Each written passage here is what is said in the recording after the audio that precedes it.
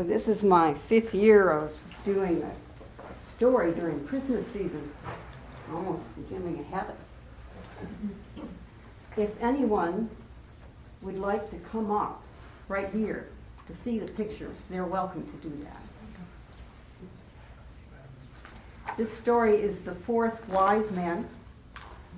It's not a new story. It was actually written in 1895 by a Presbyterian pastor, Henry Van Dyke. This is a retelling by Susan Summers, edited by yours truly. In the days of Augustus Caesar, ruling the Roman Empire, and King Herod in Jerusalem, there lived in the mountains of Persia a man named Ecbatana, in a city of Ecbatana, a man named Artaban.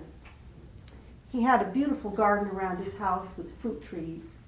He was a follower of Zoroaster and studied the stars. He had 3 friends, Caspar, Melchior, and Balthazar. One spring night, the 4 companions were looking up at the sky when they saw the brightest star they had ever seen. They knew from their studies that star signified the birth of a great leader of the Jews. So they agreed to meet together at the Temple of the 7 Spheres in Babylon. Artaban immediately sold his house and bought 3 precious jewels, a sapphire, a ruby, and a pearl, to give to the newborn king. Before dawn, then, Artaban went down to the stable where Vashtar, his favorite horse, stood. He swung himself in the saddle and was soon riding swiftly westward. It took him 10 days and 10 nights before he was in sight of the city walls of Babylon. As they trotted past a grove of date palms outside the city walls, Vashta gave a soft whinny and then stopped. Artaban could see the figure of a man lying across the road. That man needed help. But stop? Tonight, of all nights? He did stop. So he fetched water and mixed it with some of the healing herbs that he always carried with him. Hour after hour that night, he nursed the man, and finally, when it was almost dawn, the man weakly sat up and said, "Who are you?" "I am Artaban of Ecbatana, and I am going to Jerusalem to seek the one who was born King of the Jews." The sick man raised a trembling hand. "May the God of Abraham bless you and bring you peace. The Messiah will not be born in Jerusalem, but in Bethlehem. May God bring you safely to that village." Artaban then rode quickly across the plain, but when he reached the Temple of the 7 Spheres, his friends were gone, and he left a bit of parchment with the message, We could wait no longer. We have gone to seek the king." Artaban could not do the trip by himself on a horse, so he returned to Babylon and bought a caravan of camels with the precious sapphire. The sun blistered down on the earth during the day. An icy chill fell over the dunes at night, but Artaban pressed on. As Artaban drew near the village of Bethlehem, he was full of hope, but the streets were empty. He saw no one, but he heard someone singing quietly to a baby in a little cottage. Yes, the woman told him, the 3 mysterious strangers from the east had appeared a few days earlier, but they had already left. And the man from Nazareth has taken his wife and child to Egypt. Suddenly there came a noise of wild confusion in the streets, with shrieking and wailing. The young woman turned white. She clutched her baby and sat in the darkest corner of the cottage. Artaban strode to the door. When the soldiers came, he called for their captain, and holding out the ruby, he said, "I am alone here. Leave me in peace." The captain took the ruby, and the soldiers moved on. From the shadows behind him, the woman's voice came.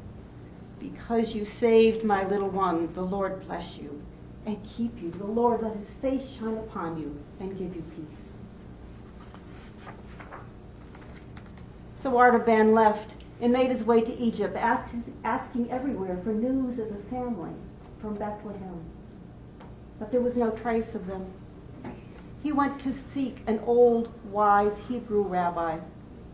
"My son," said the rabbi, "look among the poor and the lowly, the sorrowful and the sick." Many years passed, and Artaban traveled on, always searching in the poorest places. He found no king, but he found many people to help.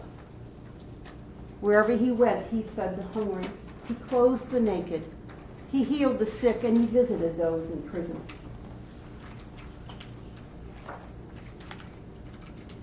"33 long years had passed since he first had seen the star. Now, worn out and weary, he traveled to Jerusalem to make one last search. He arrived during the season of Passover. But this year there was a strange sense of foreboding in the city. "What is going on?" he asked. A young man replied, "There's going to be a crucifixion, 2 robbers, and another man called Jesus of Nazareth. The priests and the elders say he must be killed because he calls himself the Son of God." Then Artaban knew that this Jesus was the king that he had been seeking.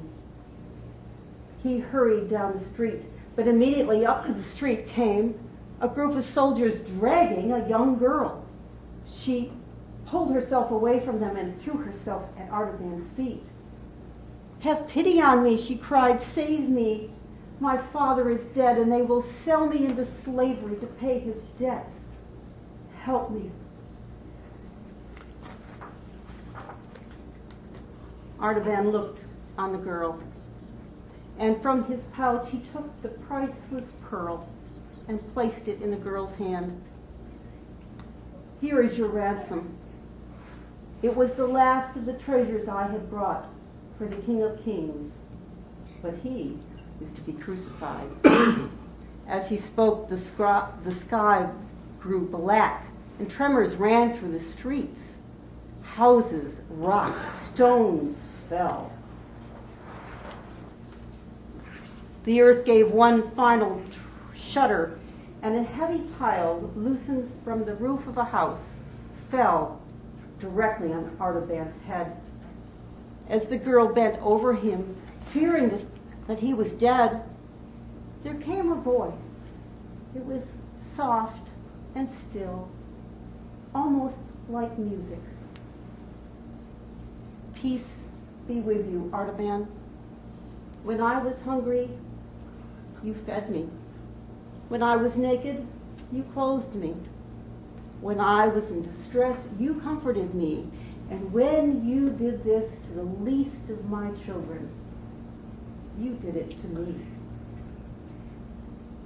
A calm radiance came from Artaban's face, and one last long sigh left his lips. His journey was ended. He had found the King of Kings.